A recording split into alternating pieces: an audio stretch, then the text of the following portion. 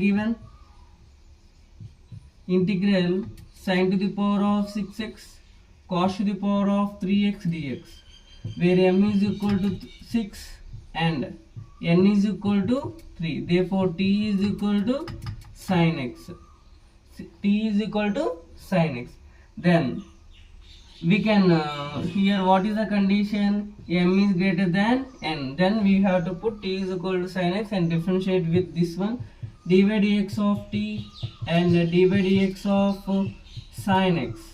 Then therefore dt by dx is equal to dy dx of sin x means cos x, where dt is equal to cos x dx. Therefore integral sin to the power of 6x sin cos to the power of 3x dx. Then integral sin to the power of 6x cos square x into cos x. We can written like this. Okay, cos to the power of 3 can be written cos square x into cos x, means cos cube x. Then we know that sin to the power of x, then we have to convert cos square x in terms of sin x. 1 minus sin square x. How it came? Sin square x plus cos square x is equal to 1.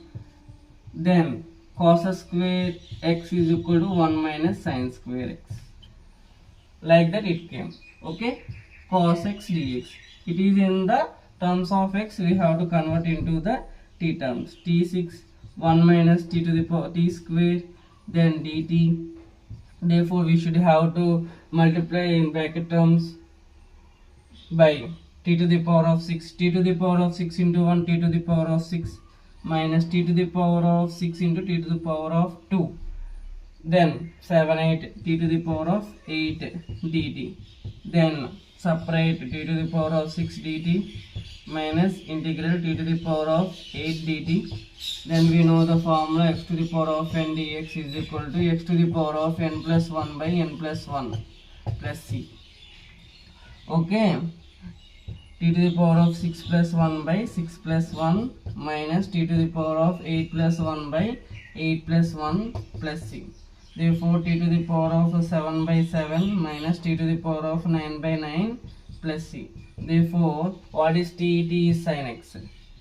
Sin to the power of 7x by 7 minus sin to the power of 9x by 9 plus c. This is the answer of this question. Now next question.